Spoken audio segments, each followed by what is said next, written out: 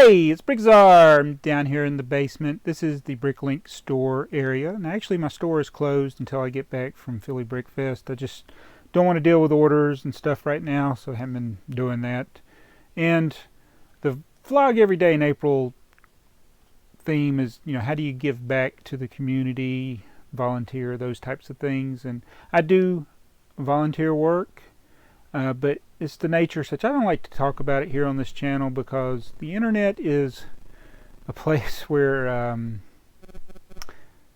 people are so opinionated and usually wrong and very divisive. So I just don't do it. I don't want the wrong type of ads showing up on my channel, so I don't talk about it here. But I do volunteer. I do educational type work, teaching people things that benefit them for the real life. So anyway, I also give free advice here on my channel. Sometimes it's good advice, and we talk about BrickLink. We've all learned from each other. I've shown people what I do, and the BrickTsar answer thinking question I have today is from Jonathan Risen, and it's about making money on BrickLink. And he asks, when you get to the point where you're making enough money to pay taxes, which I guess anytime you make a profit, you're supposed to report that.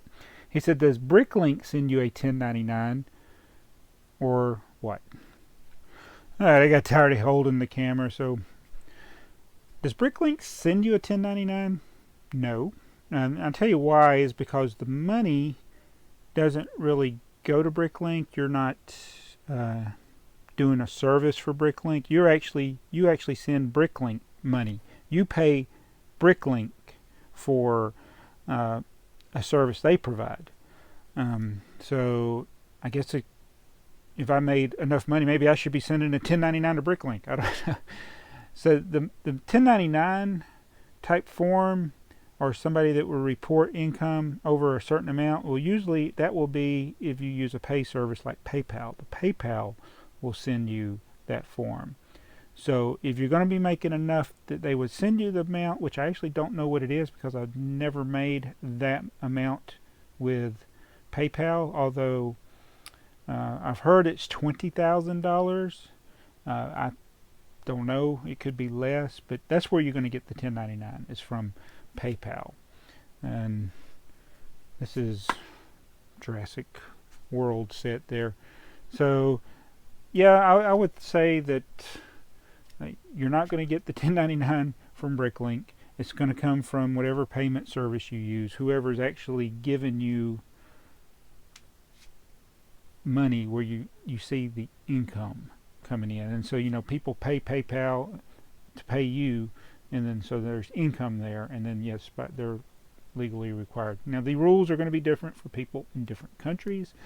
I will say that if you're doing BrickLink in the United States, you also have the different state laws that you have to deal with and the state taxes, and you're supposed to show state income tax or state sales tax when you report that for sales that you had to people within the state. So it's really complicated. I'm not a tax advisor. I try to keep my store to the level where I'm not dealing with massive quantities. I do file the Schedule C and all that. So best thing to do if you're making money, get an accountant or a tax advisor, something. Don't take anything for granted, because I think it's not going to be so much a thing where you'll be paying not enough taxes. You'll be paying too much because there are so many deductions that you can take here in the U.S. For running a business out of your home.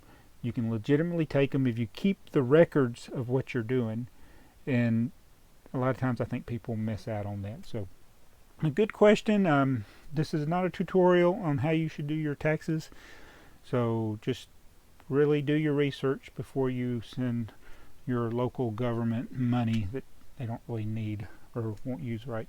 So we'll see you in the next video. This is my BrickLink store. Oh look, it's Thomas.